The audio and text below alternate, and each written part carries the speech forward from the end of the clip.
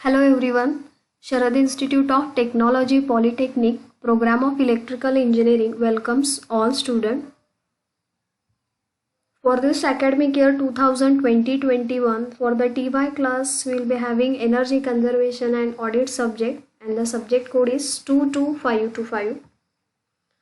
So, Chapter 2, Energy Conservation in Electrical Machines, and the marks weightage is 14 marks are allocated. And the course outcome for this particular chapter is implement energy conservation techniques in three-phase induction motor and transformer. Why only these two have taken? Because three-phase induction motor and transformers are widely used machines in a power sector. Hence, we are going to see energy conservation techniques particularly in these two machines. So this is our lecture number 4, and the contents which we are going to deal during this session are by motor survey. What are the different activities carried out under motor survey that we are going to see under this point A. Point B, by matching motor rating with load rating, means how we can select motor as per our load requirement, that we are going to see under the B point. And the last is C point, by minimizing the idle and redundant running of motor. So in this point we are going to see what is the idle and redundant running of motor and how we can save the energy by minimizing the idle and redundant running of motor. So first we'll see by motor survey, or what are the activities carried out under this point. So under this motor survey, first activity is carried out, that is sampling criteria. So suppose एखाद्या इंडस्ट्रीमध्ये 30 Motors असतील, large scale industry असेल, तर 30च्या 30 मोटरचं सर्वे होत नाही, तर त्याच्यातल्या ठराविक मोटर्स ॲज अ सॅम्पल म्हणून घेतात आणि मग त्याच्यावर पुढचे ऑपरेशन्स, दॅट इज आपण बघणार आहोत, मेजरमेंट आणि ॲनालिसिस केलं जातं. So that is sampling criteria. So ज्यात मी मगाशी सांगितले की 30 मोटर असतील एखाद्या इंडस्ट्रीमध्ये, तर त्याच्यातल्या ठराविकच मोटर कशा सिलेक्ट करायच्या ते कुठल्या क्रायटेरियाच्या अंडर येतं, तर ते सॅम्पलिंग क्रायटेरिया, ते आपण नेक्स्ट स्लाइडमध्ये बघणार आहोत. त्याच्यानंतर मेजरमेंट, म्हणजे आपण जे सॅम्पल मोटर घेतलेले आहेत, जे मी मगाशी सांगितलं की 30 मोटर असतील तर त्याच्यामधले ठराविक मोटर आपण घेतो ॲज अ सॅम्पल, तर त्या सॅम्पल मोटरवरच काय केलं जातं, वेगवेगळे मेजरिंग पॅरामीटर्स किंवा मेजरमेंट घेतलं जातं. मग इलेक्ट्रिकल पॅरामीटर्स असू दे किंवा mechanical. So these parameters are measured and they have noted down, म्हणजे त्याचं नोंद केली जाते for further analysis purpose. So this is the noting down image where we have to note down all the observations of sampled machines. The third is analysis. So analysis मध्ये काय येतं की जे आपण ऑब्झर्वेशन्स केलेले आहेत त्याचं ॲनालिसिस केलं जातं, आणि ॲनालिसिस केल्यानंतर आपल्याला वेगवेगळ्या अपॉर्च्युनिटीज की ज्याच्यामध्ये आपण एनर्जी सेव्ह करू शकतो हे आपण फाइंड आउट करू शकतो, किंवा ॲनालिसिसमधून आपल्याला एक पॉझिटिव्ह इम्पॅक्ट मिळतो की ज्याच्यामध्ये आपण एनर्जी कुठं कुठं सेव्ह करू शकतो हे थ्रू द ॲनालिसिस आपल्याला कळू शकतो. सो नेक्स्ट स्लाइडमध्ये आपण बघणार आहोत की सॅम्पलिंग क्रायटेरिया म्हणजे कुठले कुठले पॉईंट्स आपण कन्सिडर करायला पाहिजेत मोटर सिलेक्ट करताना सर्वेसाठी. So here is sampling criteria. So first point is hours of operation और वर्किंग अवर्स, म्हणजे मोटर किती तासासाठी लोड असते, कंटिन्युअस लोड असते का, की इंटरमिडिएट लोडिंग असतं. इंटरमिडिएट लोडिंग म्हणजे 4 तासासाठी मोटर ऑन असेल, 1 तासाभरासाठी परत ऑफ होते, परत 4 तासासाठी किंवा 2 तासासाठी ऑन होते. So this is called as a intermediate loading, म्हणजे थांबून थांबून मोटर काय होते, सुरू केली जाते. आणि कंटिन्युअस म्हणजे कंटिन्युअस 5 तास 6 तास 8 तासासाठी मोटर ही ऑन असते. सो सॅम्पल घेण्याच्या आधी आपल्याला त्याचे वर्किंग आवर्स किती आहेत हे सुद्धा बघावं लागतं. नेक्स्ट आहे वन ड्राईव्ह मोटर और मल्टी ड्राईव्ह मोटर, म्हणजे मेकॅनिकल मशीन्स रन करण्यासाठी आपण इलेक्ट्रिक मोटर्स वापरतो, for example lathe machines. So single motor induction motor एकाच मशीनला लेथ मशीनला ड्राईव्ह करते, त्याला म्हणायचं वन ड्राईव्ह मोटर. किंवा एक single 3 phase induction motor multi drive म्हणजे 2, 3, 4 लेथ मशीनला ड्राईव्ह करते. सो त्याला काय म्हणायचं, multi drive motor system. So sampling करताना आपल्याला हे सुद्धा कन्सिडर करायला पाहिजे, एक मोटर एकाच मशीनला ड्राईव्ह करते का एक मोटर नंबर ऑफ मेकॅनिकल मशीन्सला ड्राईव्ह करते, हे सुद्धा लक्षात घेतलं जातं. थर्ड, मोटर ही इनडोअर लोकेटेड आहे, इन्स्टॉल्ड आहे का आउटडोअर इन्स्टॉल्ड आहे, हे सुद्धा कन्सिडर केलं जातं. Fourth, motor failure rates after it's commissioned. Means commissioning means what? When we purchase the motor and we start the motor initially, that is known as commissioned. म्हणजे motor किती वेळा fail झालेली आहे किंवा किती वेळा बंद पडलेली आहे परचेस आणि सुरू केल्यापासून, हे सुद्धा कन्सिडर केलं जातं. Loading of motor. So loading of motor म्हणजे काय, मोटर ही आयडल आहे, आयडल म्हणजे इनपुट आहे पण आउटपुट काय देतच नाही आहे मोटर, सो त्याला आयडल. किंवा मोटर नो लोड आहे, मोटर ओव्हरलोडिंग आहे किंवा अंडरलोडिंग आहे, हे सुद्धा आपल्याला सॅम्पलिंग करताना लक्षात घ्यावं लागतं. हा वरचा जो पॉईंट आहे first, it only indicates that working hours, it doesn't indicate the how much is the motor is loaded. But in this fifth point we will come to know what is the percentage of loading is on motor. Next is types of starting and its speed control. म्हणजे 3 phase induction motor कुठल्या पद्धतीनं start केलेले आहे त्यातल्या थोड्या मी सांगेन की 3 phase induction motor आपण रोटर रेझिस्टन्सने स्टार्ट करू शकतो, स्टेटर व्होल्टेजनी स्टार्ट करू शकतो आणि स्पीड कंट्रोल कशा पद्धतीनं केलेला आहे मोटरचा हे सुद्धा आपल्याला कन्सिडर करावं लागतं सॅम्पलिंग करताना. नेक्स्ट आहे मोटर रेटिंग और capacity and commissioning. Means motor किती वर्ष किती एज झालेलं आहे मोटरचं, म्हणजे सुरू होऊन वर्किंग होऊन किती वर्ष त्याचं एजिंग झालेलं आहे ते सुद्धा आपल्याला लक्षात घ्यावं लागतं. सो नेक्स्ट आहे ते म्हणजे measurements. So under this measurement what are the different parameters we have to note down that we will see. So first is electrical parameters. So under the electrical parameters, we know that we have to note down voltage, current, that is I have written here its unit, voltage, current, power factor, cos phi, active power that is kW, apparent power that is kVA, even reactive power we have to note down. Next, mechanical parameters such as the speed of motor, loading of motor, pressure on motor, temperature of motor, that also we have to consider. Next, availability of online instruments for routine measurements. Means काही इंडस्ट्रीमध्ये किंवा काही इंडस्ट्रीमध्ये continuously मोटरचे ठराविक parameters monitor केले जातात as a routine maintenance part.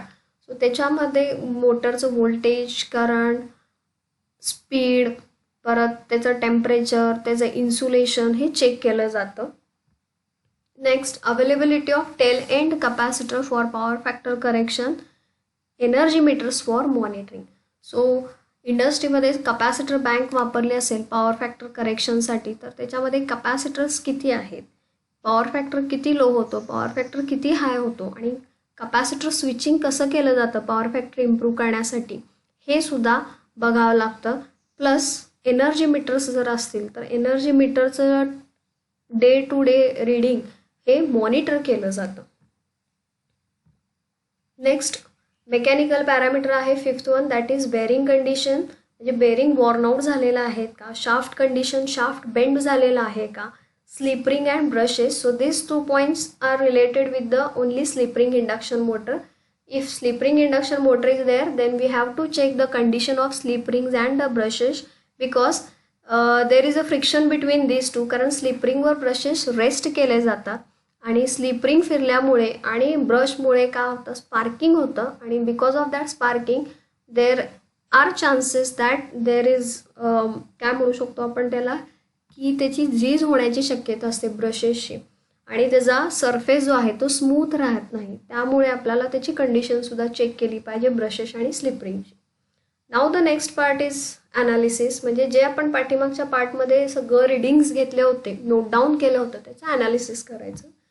So ॲनालिसिसमध्ये काय काय येतं, motor load on KW basis and estimated energy consumption. म्हणजे मोटरवरचा लोड किती आहे आणि मोटर ॲक्च्युली किती घेते लोड आणि त्याच्यामुळे त्याचं कन्झम्पशन किती होतं मोटरचं हे बघितलं जातं, ॲनालिसिस केलं जातं. परत जे काय घेतलेले रीडिंग आहेत ओके, तर त्याच्यामध्ये बघितलं जातं की काही स्कोप आहे का पॉवर इम्प्रूव्ह करण्यासाठी किंवा improving monitoring system to enable sustains of regular in house energy audit function. म्हणजे जे काय रीडिंग्स घेतलेले आहेत ते ॲज पर प्रिस्क्राईब्ड आहेत का किंवा ॲज पर सेट व्हॅल्यू आहेत का, आणि जर असतील then it is well and good, आणि जर नसतील तर आपल्याला विचार करायला पाहिजे की आपण इन हाऊस एनर्जी ऑडिट करू शकतो का, म्हणजे कुठे एनर्जी वेस्ट होते, कुठे एनर्जी सेव्ह करू शकतो, किती एनर्जी वापरली जाते, ह्या सगळ्याचं ॲनालिसिस करून आपण एनर्जी सेव्ह करण्याच्या अपॉर्च्युनिटीज शोधू शकतो. सो ते कशामध्ये येतं, ॲनालिसिसमध्ये. Now next is scope areas for energy conservation with related cost benefit and source information. म्हणजे नुसतंच एनर्जी आपण सेव्ह करू शकतो पण त्याच्यामध्ये जर बेनिफिट्स मिळत नसतील, इफेक्टिव्ह बेनिफिट्स, तर मग आपल्याला ते ऑडिट करण्याचा काही उपयोग होत नाही. सो असे कन्झर्वेशन्स आयडिया आपण बघायला पाहिजेत की ज्याच्यात एनर्जी सेव्ह पण होईल आणि कॉस्ट बेनिफिट्स म्हणजे त्याचे आपल्याला प्रॉपर रिटर्नसुद्धा मिळायला पाहिजेत, असंही ह्या ॲनालिसिसमध्ये कन्सिडर केलं जातं. So this is about the motor survey.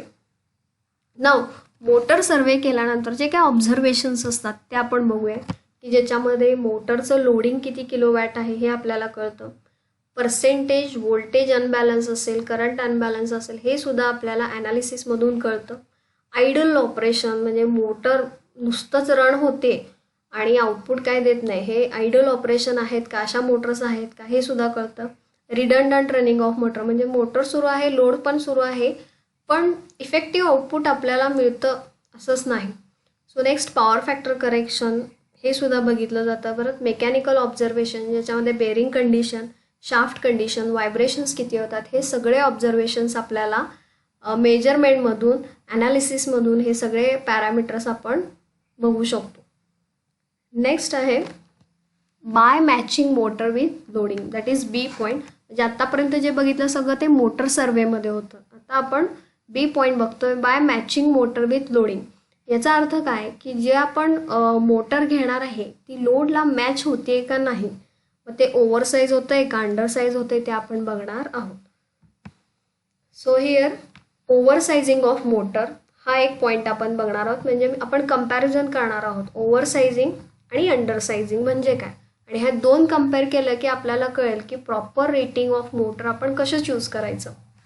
So first we'll see oversizing of motor की ज्याच्यामध्ये लोडचं रेटिंग काय आहे, मोटरचं रेटिंग काय आहे ते आपण बघणार आहोत. For example I have taken load आहे 5 HP आणि मोटर आपण सिलेक्ट केले 10 HP.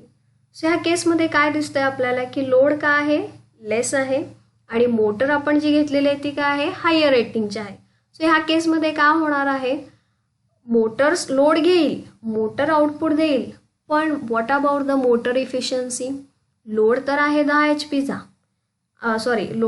रेटिंग आहे 10 HPचं आणि लोड आहे 5 HPचं, म्हणजे मोटरचं काय होणार आहे तर अंडर लोडिंग होणार आहे.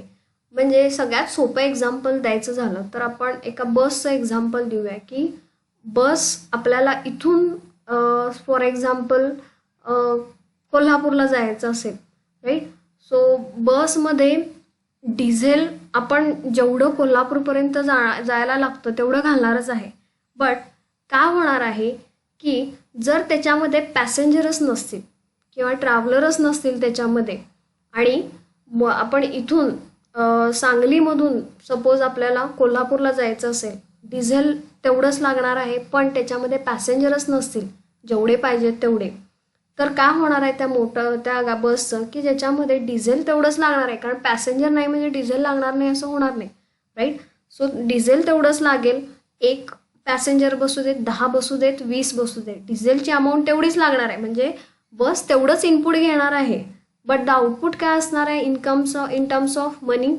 पॅसेंजर जे आपल्याला तिकीटचे पैसे देतं ते चेंज होणार आहे का, कमी पॅसेंजर आले आणि बाकीच्या पॅसेंजरचे पण पैसे नाही आहेत त्यामुळे आपण पैसे एक्स्ट्रा घेऊ शकतो का पॅसेंजरकडून, नाही.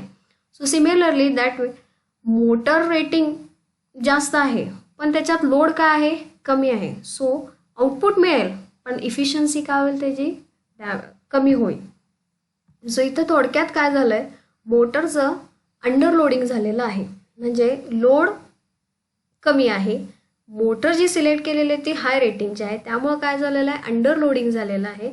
And we know that underloading causes decrease in efficiency. त्याच्यामुळे काय होतं, इफिशियन्सी डिक्रीज होते, right. So this is what oversizing of motor. Oversizing म्हणजे काय, लोड तुमचा कमी आहे आणि मोटर तुम्ही काय घेतली, जास्त रेटिंगची घेतलेली आहे, त्यामुळं मोटरचं काय झालेलं आहे, ओव्हरसाइजिंग झालेलं आहे आणि इफिशियन्सी काय झालेलं आहे इथं, डिक्रीज होते. Now we'll see undersizing of motor. So what is undersizing of motor.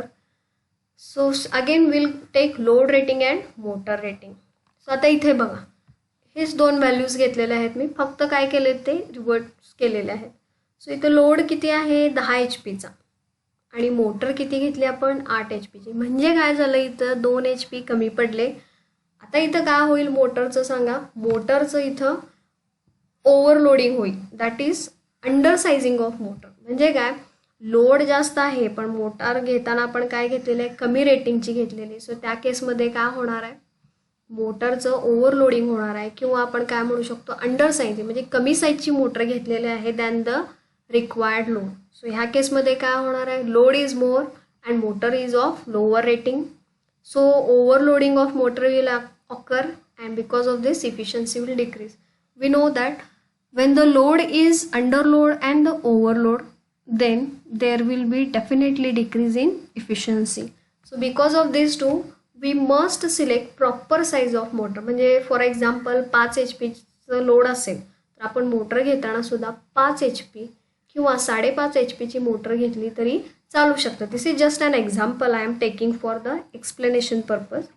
So ह्या केसमध्ये काय होईल की जेवढा लोड आहे तेवढीच मोटर होईल आणि त्यामुळे अंडरलोडिंग होणार नाही किंवा ओव्हरलोडिंग होणार नाही. So while selecting the motor we must select the proper size of motor. So conclusion is select motor or proper rating of motor as per the load rating to save energy.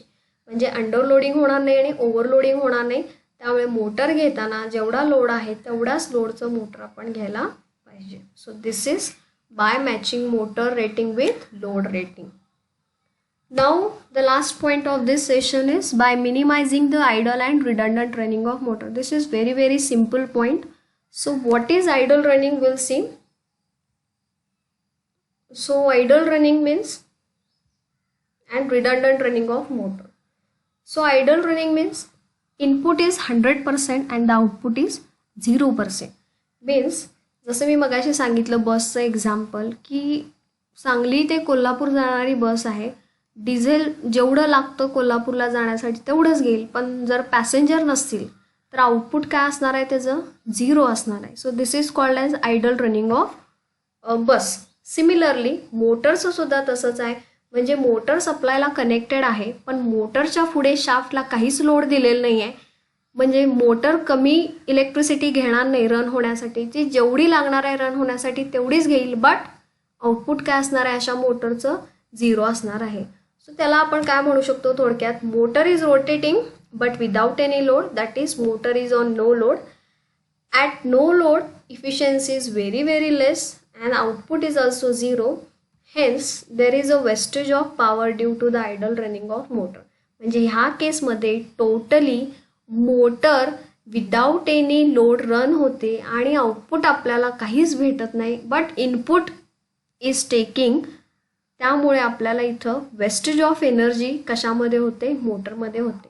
So ह्या केसमध्ये आपण काय करू शकतो energy save करण्यासाठी, simply we have to switch off or we have to disconnect such a idle running of motor from the supply. म्हणजे ह्या केसमध्ये सिम्पल एक स्टेप करायचे, अशा ज्या काय मोटर्स आहेत की ज्या नुसत्याच रन होत आहेत विदाउट एनी आउटपुट, अशा मोटर आपण बंद केल्या पाहिजेत. So this is one simple solution. Now next is redundant running of motor. आता रिडंडंट रनिंग ऑफ मोटर म्हणजे काय, input is 100%, output is also there but it is not as per desired. म्हणजे आपल्याला input 100% घेणार run होण्यासारखी, जसं मग अशा केसमध्ये सांगितलं, पण मग अशा केसमध्ये काय होतं, आयडलमध्ये आउटपुट 0 होतं, पण इथं काय आउटपुट आहे but it is not as per required, म्हणजे जसं मॅन्युफॅक्चररला पाहिजे तसं इथं आउटपुट मिळत नाही. ओके, म्हणजे काय, motor is rotating with load but it has no significant effect on production, म्हणजे त्याचा प्रोडक्शनवर काहीच इफेक्ट होत नाही आहे. अशा मोटर्ससुद्धा काय करायला पाहिजेत, आपण सप्लायपासून डिस्कनेक्ट करायला पाहिजेत की जेणेकरून तिथे 100% एनर्जी सेव्हिंग काय होईल, अचीव होईल. सो रिडंडंट रनिंग म्हणजे काय, input is there, output is there, but the output has not a significant effect on the production, म्हणजे त्याच्या प्रोडक्शनच्या क्वालिटीवर काहीच इफेक्ट होत नाही आहे, क्वांटिटीवर काहीच इफेक्ट होत नाही. अशा मशीन्स ज्या रन होतात त्याला काय म्हणायचं, redundant running of motor. So this is idle running and redundant running of motor. आता ह्या दोघांमधून जर आपल्याला एनर्जी सेव्ह करायची असेल तर काय करायला पाहिजे, simple step, stop such a idle and redundant running of motor to save energy. म्हणजे ह्या ज्या मोटर्स आहेत अशा केसमध्ये की ज्या नुसत्याच रन होत आहेत विदाऊट एनी आउटपुट, किंवा रन होत आहेत, आउटपुट येते पण ते आउटपुट आपल्याला पाहिजे तसं नाही आहे as per the requirement. So या दोन्ही केसमध्ये सिम्पल मोटर डिस्कनेक्ट करायची सप्लायपासून की ज्याच्यामुळं काय होईल, 100% एनर्जी सेविंग होईल. So this is about our 4th lecture. Thank you very much.